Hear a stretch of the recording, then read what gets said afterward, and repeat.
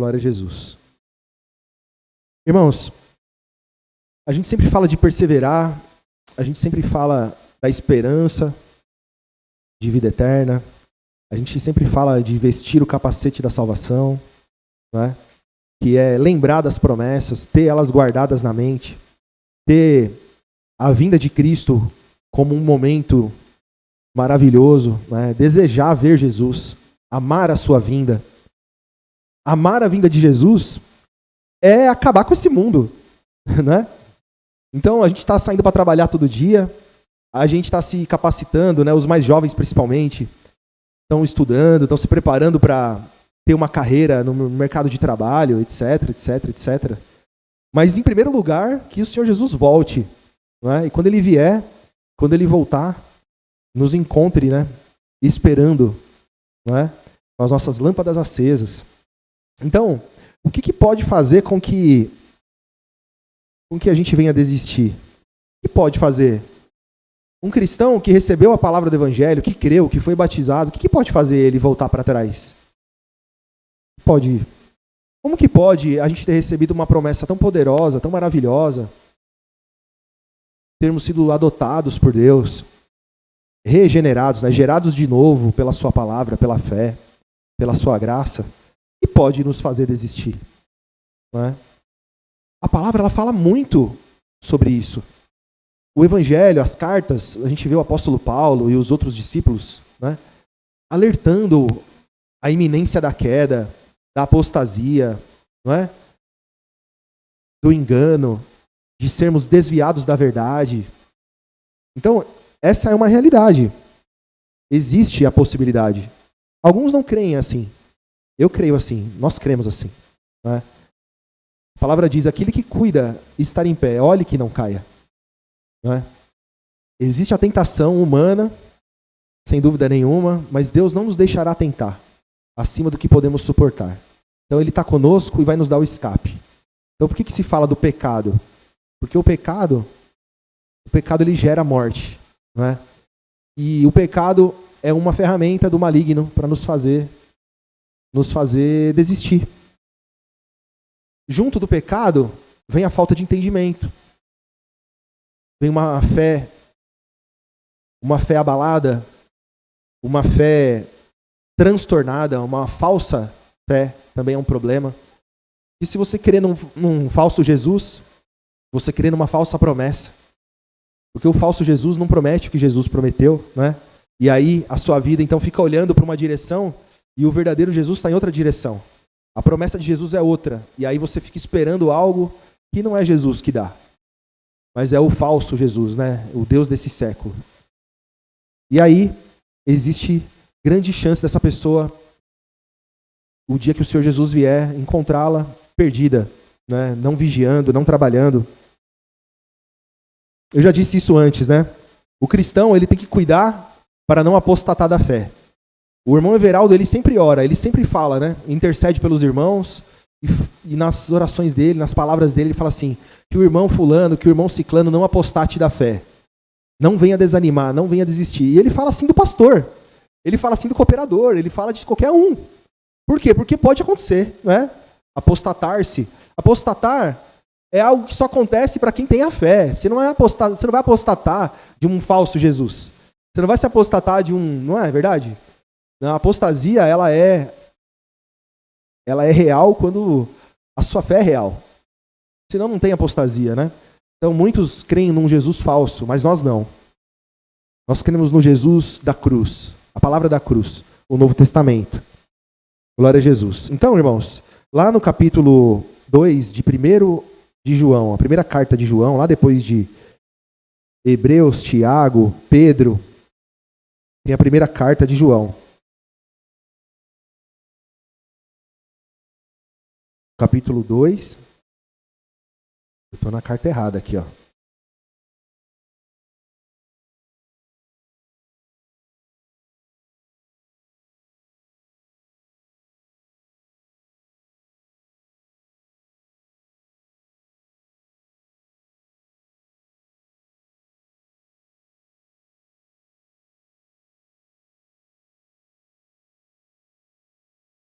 Acharam, irmãos?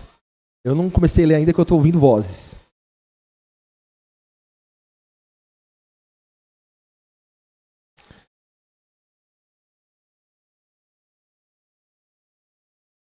Capítulo 2 de 1 João. Lá no finalzinho da Bíblia. Acharam? Vamos lá, em nome de Jesus. Glória a Jesus. Ele diz assim, ó, vamos no verso 15. Não ameis o mundo, nem o que no mundo há. Se alguém ama o mundo, o amor do Pai não está nele. Porque tudo o que há no mundo, a concupiscência da carne, a concupiscência dos olhos e a soberba da vida, não é do Pai, mas do mundo. E o mundo passa e a sua concupiscência. Mas aquele que faz a vontade de Deus permanece para sempre. Então, concupiscência é desejo, é vontade, né? Então, tudo que há no mundo, os desejos da carne, os desejos dos olhos e a soberba da vida, o orgulho que você tem da sua vida, não é do Pai, mas do mundo, né? Então, essas coisas não provêm de Deus.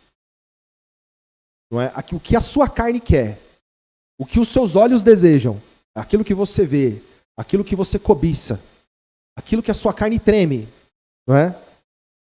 E quando você tem essas coisas, você é orgulhoso, você se vangloria de ser, de ter, possuir, não é? Então isso tudo não provém? Não é do Pai, mas é do mundo, não é? E aí vale lembrar que esse mundo tem um Senhor, né? Tem um príncipe. Nada tem em Jesus. E o texto, muito claro, né? O mundo passa. E os seus desejos, a sua concupiscência. Mas aquele que faz a vontade de Deus permanece? Onde está a vontade de Deus? Palavra do Evangelho. Não é? Tem até uma parte aqui atrás, ó. Verso 3, mesmo capítulo aí. E nisto sabemos que o conhecemos, se guardamos os seus mandamentos. Aquele que diz, eu conheço-o, e não guarda os seus mandamentos, é mentiroso. Eu gosto de falar assim, está enganado.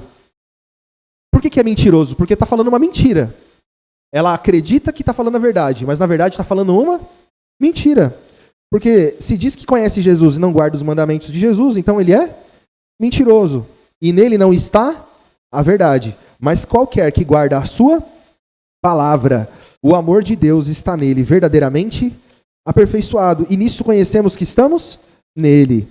Aí quando a gente pega o livro de 1 de Coríntios, capítulo 13, que o apóstolo Paulo fala assim, olha, eu vou lhe mostrar um caminho melhor. Vocês querem os dons? Dom de línguas, dom de profetizar, dom de interpretar línguas. Essas coisas têm proveito, mas existe um dom que é um caminho melhor. E aí ele começa a descrever esse amor. Né? Quando a gente começa a ler 1 de Coríntios capítulo 13, a gente se constrange. Porque a gente percebe o quanto a gente precisa aprender a amar como Jesus amou. Né? Então, quando ele diz aqui, verso 5, mas qualquer que guarda a sua palavra, o amor de Deus está nele verdadeiramente aperfeiçoado. E nisto conhecemos que estamos nele. Então, é verdade que o amor de Deus está aperfeiçoado naquele que crê no Evangelho, aquele que guarda os mandamentos de Jesus. Mas nós estamos crescendo. Estamos crescendo nesse amor, estamos aprendendo a sofrer, aprendendo a levar prejuízo, não é? A ser benigno, a não se portar com decência, etc. Tudo está escrito ali. Nós estamos numa busca a sermos perfeitos como o Senhor é perfeito. Como é perfeito o nosso Pai que está no céu. Não é? Mas existe um aperfeiçoamento em nós. O Senhor está nos aperfeiçoando, ainda que você erre, ainda que você tropece, ainda que você cometa algum pecado. Mas existe um aperfeiçoamento em você, em cada um de nós. E nós temos que buscar cada vez mais ser perfeitos, né? Então nós vamos deixando as coisas do mundo. Então é claro que muitos de nós ainda tem alguma coisinha no mundo. Tem ainda alguma coisinha ali que você não largou. Talvez você nem percebeu ainda. Mas tá lá, você faz questão daquilo, você não abre mão, né? E muitas vezes aquilo, o que é? É uma porta aberta. Aquilo ali é uma cunha, né? De uma porta. Que é um negocinho assim de madeira que você põe e ele mantém a porta aberta. E aquilo ali, muitas vezes, é um negócio que você não renunciou ainda. E o inimigo fica transitando ali, ó, entrando e saindo ali e fazendo as peripécias dele, né? Então, não ameis o mundo, nem o que no mundo há. Se alguém ama o mundo, o amor do Pai não está nele. Então, irmãos, nós temos que buscar deixar as coisas do mundo. Porque deixando as coisas do mundo, vai ser muito mais difícil, né? Muito mais difícil o inimigo ganhar força e terreno na sua vida e te enganar para te fazer desistir, não é? Porque uma vez que você foi salvo, a única chance do inimigo é tentar te derrubar com armadilhas, e a gente tem vivido nos últimos tempos, né, grandes ciladas do maligno. O maligno, ele está com todo tipo de sedução para atrair o cristão. As crianças, desde pequenos, já estão bombardeados de todo tipo de coisa negativa, né? Irmãos, aqui em Tiago, volta aí um pouquinho. Volta 3 livros aí, ó.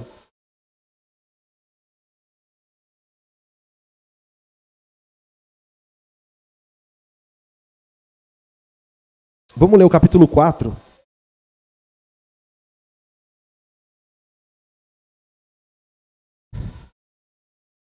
Tá vendo só? Vocês têm que dar glória a Jesus, que o irmão Denis está aprendendo a cantar também. Eu vou chegar lá um dia. Viu?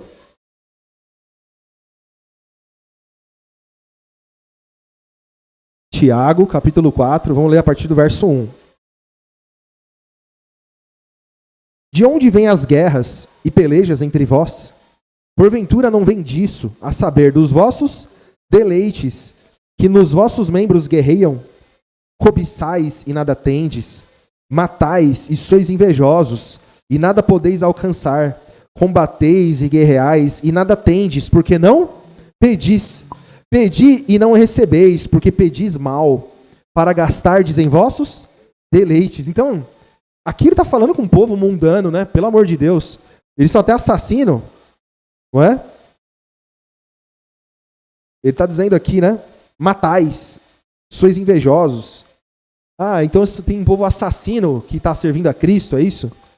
O matar aqui nem sempre é tirar a vida de alguém, né? Um homicídio, né? Mas o Senhor Jesus fala o que é matar, né?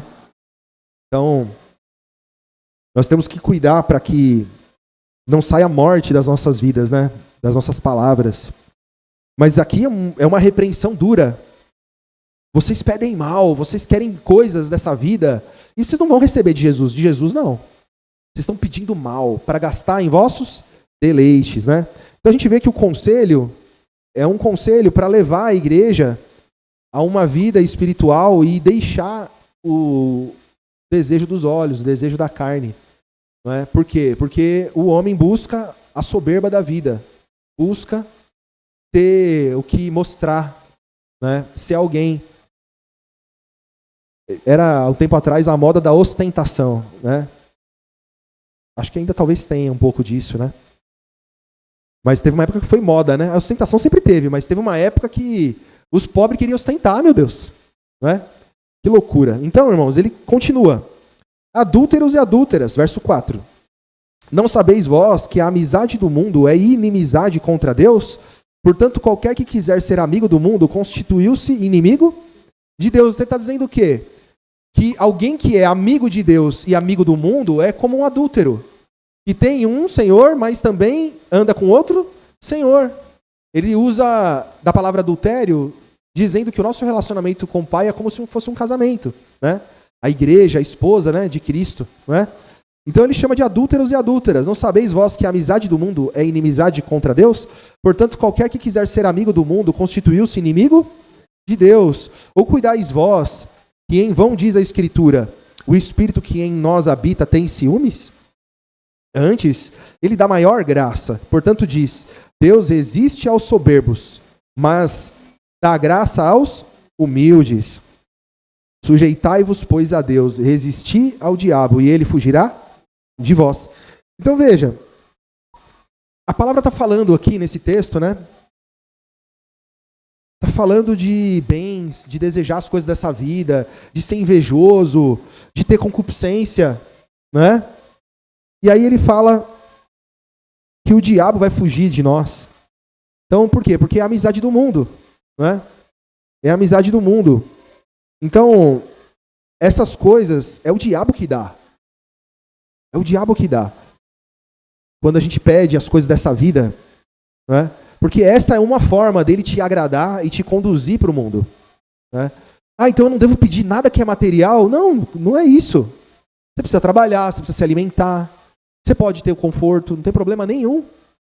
Não é? Mas o seu coração não pode estar preso nessas coisas. A soberba da vida. A soberba da vida. Não é?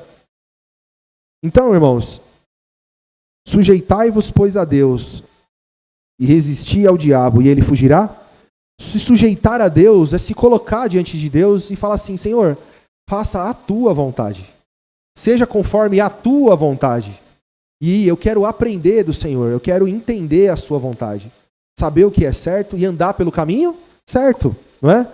E quando o diabo estiver te oferecendo facilidades, coisas que vão agradar a sua carne, você vai resistir, você vai rejeitar, vai fugir, né, dessas coisas, e o diabo vai fugir de vós, né? Então, resistir ao diabo e ele fugirá de vós. Chegai-vos a Deus e ele se chegará a vós. Limpai as mãos, pecadores, e vós de duplo ânimo, purificai os corações. Então veja, quando você busca a Deus, ele se achega a você. É tão simples, não é? Busque a Deus. Chegai-vos a Deus e ele se chegará a vós. Limpai as mãos, pecadores, e vós de duplo ânimo. O que é isso? Né? Alguém que um dia quer Jesus e outro dia não quer. 2 dias está na igreja, 5 dias está no mundo. Né? Então a gente sempre fala isso, né? A gente não é cristão só das 7h30 até as 21h, né? Mas a gente é cristão todo o tempo, né? Buscando sempre ser sujeitos à vontade de Deus, né? Então o duplo ânimo é: hoje eu estou animado, amanhã eu estou desanimado. Então nós estamos em tempo de guerra, não devemos parar de lutar. Não podemos parar de lutar. Porque o diabo, ele vem tentando nos derrubar, ele conseguiu derrubar muitos. Causou grande estrago na vida de muitos. Né? Mas a igreja, ela vence. Quando uma pessoa é abatida, quando uma pessoa é ferida, quando uma pessoa passa por algum problema, quando o inimigo consegue atingir alguém, a palavra nos fala que quando um membro sofre, todo o corpo sofre. Ele usa a figura de um corpo humano. Né? Então ninguém pode dizer: eu não preciso de ti, já vai tarde. Já pensou? Não, porque na verdade o combate não é contra um. O inimigo, ele quer destruir a igreja. Ele quer, através de um, causar prejuízo em muitos. Então nós, irmãos, temos que entender que toda vez que existe uma luta na vida de um irmão, pega essa luta para você. Abraça essa luta para você. Fala: essa luta é contra mim também, porque mexeu com meu irmão, né? Mexeu com a minha irmã, mexeu com a igreja. Eu estou sentindo as dores. Né? É assim que acontece. É assim que a palavra nos ensina. E ele diz, verso 9: senti as vossas misérias, lamentai e chorai. Converta-se o vosso riso em pranto e o vosso gozo em... Aqui ele está dizendo que tem pessoas que estão afundadas no pecado e estão com um sorriso. Né? Estão ainda demonstrando que está tudo bem. Né? E ele fala: não, muda isso aí. Então ele, claro, né, irmãos, vamos considerar todo o contexto, né? Então ele chamou de homicidas, invejosos, né? Homens que guerreiam, batalham e nada têm, né? Que buscam deleites, né? Que têm amizade com o mundo, né? Resumindo todas as coisas, né? Então ele conclui dessa forma. Então é claro, né, irmãos, que a gente não está nesse parâmetro, mas nós podemos chegar nesse parâmetro se a gente vacilar, né? Então aqui no capítulo 1, por exemplo, vamos ler a partir do verso 12.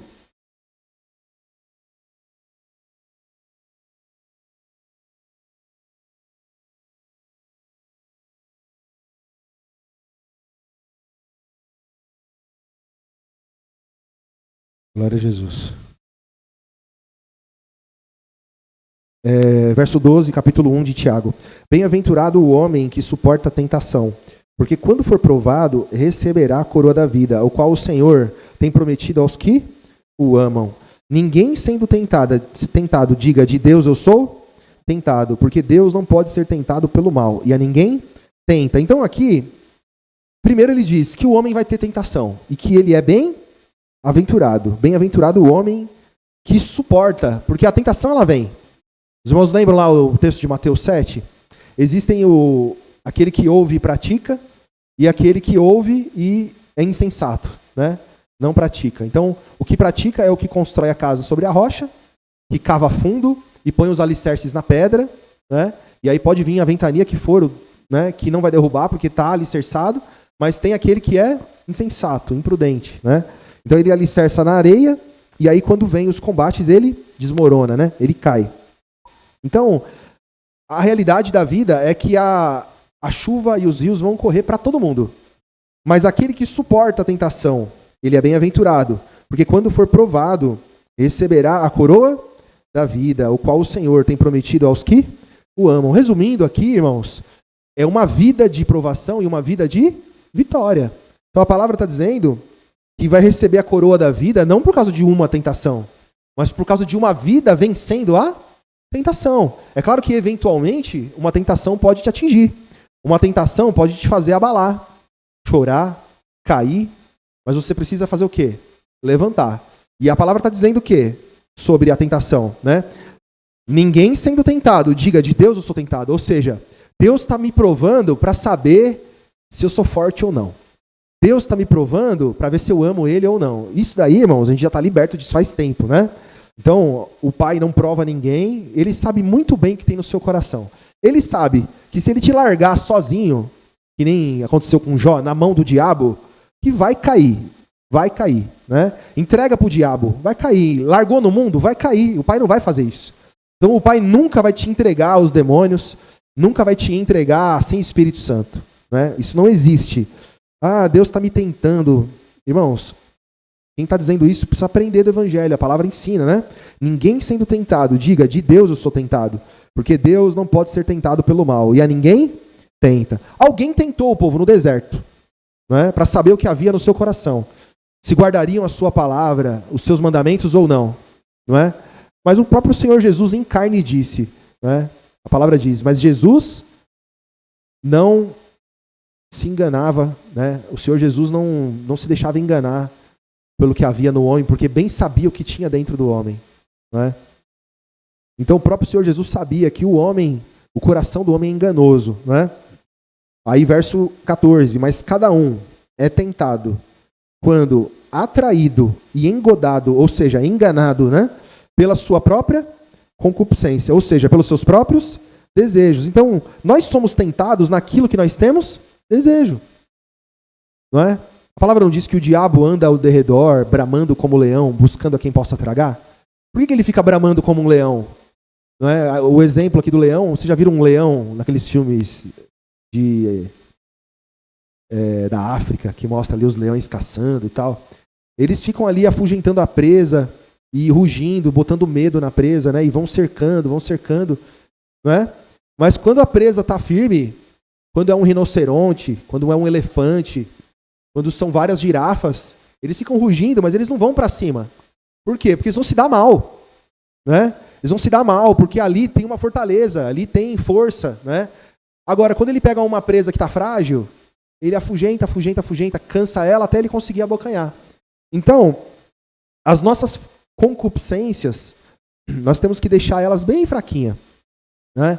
Os desejos dos olhos, os desejos da carne, a gente precisa fazer com que eles venham ser minimizados, né? Ou seja, eu não posso alimentá-los com pensamentos, eu não posso alimentá-los com desejos, né?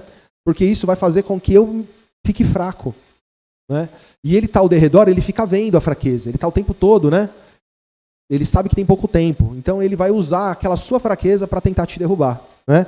Então, você é tentado na sua fraqueza, é o que está escrito aqui. E todos nós, irmãos, sem Cristo, nós somos fracos. Sem Espírito Santo, nós somos fracos. Se você não se santificar, você vai ficar fraca. E o diabo vai ganhar espaço, vai encontrar brechas para poder agir na sua vida, não é? Então você precisa se fortalecer. Então ele diz assim no verso 15, depois, havendo o desejo, né, a concupiscência concebido, dá à luz o pecado. E o pecado sendo consumado, ele gera a morte. Então, a gente percebe que é um processo. O desejo, ele é concebido, né? Então, passou uma coisa pela sua cabeça, deixa ela, repreende ela, né? Toca ela. Tem um pássaro voando sobre a sua cabeça. Ele só está voando aqui na minha cabeça, né? Aí você toca ele para ele sair, né? Agora você não vai deixar ele pousar na sua cabeça e fazer um ninho na sua cabeça, né? Então, os pensamentos, eles produzem isso, né? Muitas vezes é um pensamento que não condiz com a palavra, que é um pensamento impróprio, que muitas vezes é uma concupiscência dos olhos, da carne, uma soberba da vida. E se você concebe aquilo, ou seja, deixa aquilo ali pousar e ficar na sua cabeça, então ele faz o quê? Ele dá a luz, ou seja, dar a luz é o quê? É parir, né? Vamos falar outra palavra meio estranha aqui, né? Então leva um tempo aquele pensamento na sua cabeça, ele está gerando ali o pecado dentro de você, né? Até a hora que ele dá a luz, né, ao pecado. E o pecado sendo consumado, ele gera a morte. E a palavra é bem clara quando ela nos diz que o nosso Senhor, ele nos espera, sempre de braços abertos, né? Nós não lemos, mas o texto lá de 1 de João fala que se alguém pecar, nós temos um advogado junto ao Pai. Ele é o nosso advogado, Jesus Cristo, o justo, né? A propiciação dos nossos pecados. Então, eu lembro da parábola do bom samaritano, né? Que é o estrangeiro, é Jesus. O judeu, lá o levita passou, não pôde fazer nada por aquele homem, né? Que foi espancado e deixado meio morto. Passou um sacerdote da lei, não pôde fazer nada, porque a lei nada pode fazer para tirar alguém da morte, né? Mas vem Jesus, deita-lhe vinho sobre as feridas, azeite, né? O seu sangue, a unção do Espírito Santo, leva, cuida e fala, quando eu voltar, se ele tiver ainda dado algum gasto, eu pago a dívida dele, né? Então Jesus Cristo, manter-se com Jesus, perseverar com Jesus, ainda que você vacile, ainda que você tenha dificuldades, ainda que você é um pouquinho teimoso, né? Mas fique com Jesus, permaneça com Jesus, né? Na estalagem, como diz lá o texto, né? O Espírito Santo está cuidando de você, está zelando de você, e naquele dia o Senhor Jesus vai pagar qualquer dívida que você tenha feito, mas não desanime, não vá embora, não desista, não se perca, né? Não vá se perder. Glória a Jesus. Então, irmãos, lá em 2 de Timóteo, volta aí um pouquinho, irmãos.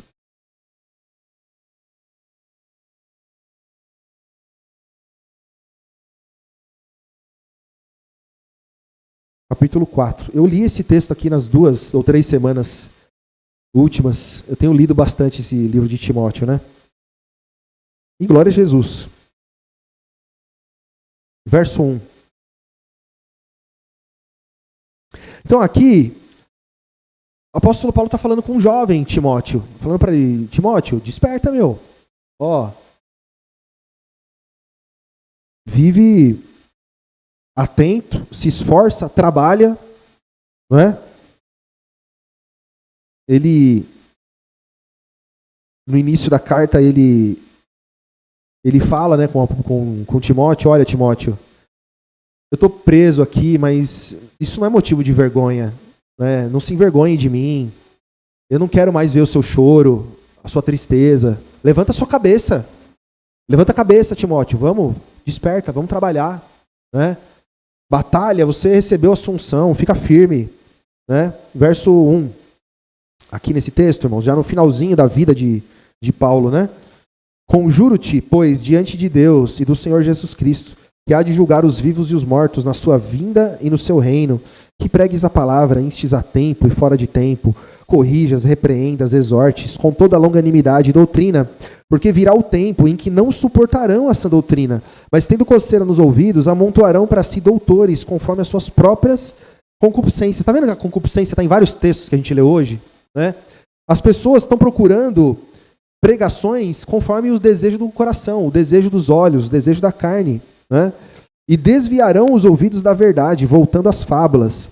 Verso 5, mas tu, sê sóbrio em tudo, sofre as aflições, faze a obra de um evangelista, cumpre o teu ministério, porque eu já estou sendo oferecido por aspersão de sacrifício, e o tempo da minha partida está próximo. Eu vou morrer. Timóteo, eu vou morrer. Então, para de olhar para mim e ficar abalado com a minha situação e segue a tua vida no evangelho. Cresce, persevera, batalha, né? Por quê? Aí ele fala dele mesmo. Verso 7. Combati o bom combate, acabei a carreira, guardei a fé, e desde agora a coroa da justiça me está guardada, a qual o Senhor, justo juiz, me dará naquele dia, e não somente a mim, mas também a todos que amarem a sua vinda. Então, amar a vinda de Jesus. Então, ele poderia estar deprimido aqui, o apóstolo Paulo, mas ele não está. Ele está dizendo assim, ó, eu vou morrer, vão me matar, mas eu não vou perder tempo não. E você olha para mim, na minha situação aqui, mas lembra que eu combati um bom combate, eu cumpri minha carreira, eu guardei a fé, né? E a coroa da salvação está guardada. Olha a confiança dele, né? Confiança. Então nós temos que ter essa confiança também. Então viver uma vida com zelo, né? Nós vamos também ter essa confiança, né? E aí ele diz, verso 9, procura vir ter comigo depressa. Ó, desembaraça sua vida aí. Resolve suas coisas aí e vem logo me ver, né? Porque Demas me desamparou, amando o presente século, e foi para Tessalônica, Crescente para Galácia, Tito para Dalmácia. Só Lucas está comigo.